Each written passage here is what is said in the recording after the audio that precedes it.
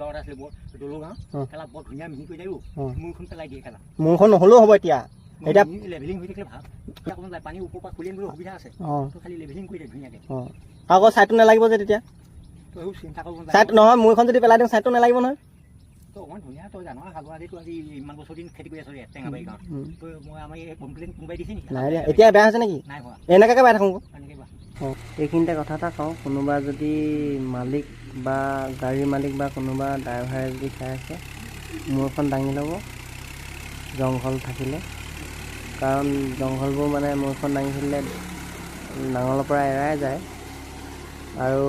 প্ৰথম চাহত পাৰিলে মূৰখন দাঙিয়ে ল'ব এদিনত 20,000 এদিনত এখন ট্ৰেক্টৰ লাখ টকীয়া ট্ৰেক্টৰখন 20,000 ঘটিলে কি দাল হ'ব পাতিবা সেইটো মাৰিবা